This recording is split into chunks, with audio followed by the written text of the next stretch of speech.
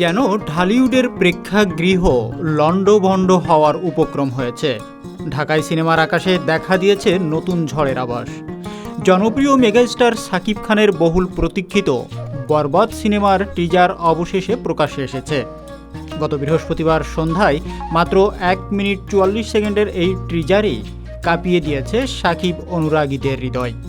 টিজারের শুরুতেই একটি নারী কণ্ঠ বিদ্রোহী সুরে বলে ওঠে, আম্মা হয়ে লজ্জা হয়।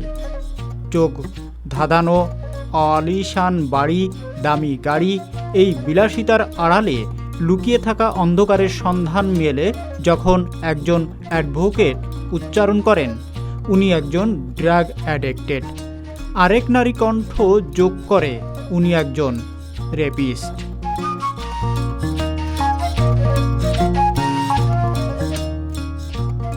পরবর্তীতে দেখা যায় বিদ্রোহের ভয়ানক আগুন, উত্তপ্ত জনতা, চলছে ভাঙচুর, অরাজকতা।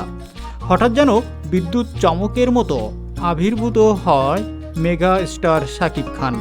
রক্তাক্ত শরীরে একটি গাড়ির বনেটে বসে আঙ্গুলের ইশারায় কাউকে চুপ করতে বলছেন এবং তারপর সমস্ত সিনেমা হলকে হিম করে দেওয়া কণ্ঠে উচ্চারণ করেন একটি শব্দ, সাইলেন্স।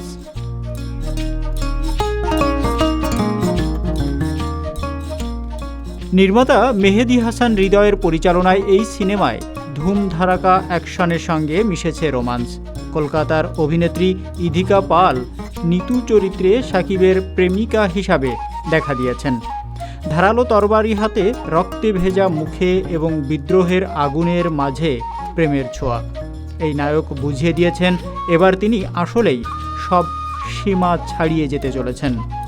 এদিকে শাকিবের সঙ্গে এই সিনেমায় অভিনয় করেছেন যিশু সেনগুপ্ত, মানব সচদেব, মিশা সওদাগর সহ অনেকেই। একটি আইটেম গানে পারফর্ম করেছেন কলকাতার জনপ্রিয় অভিনেত্রী নুসরাত জাহান।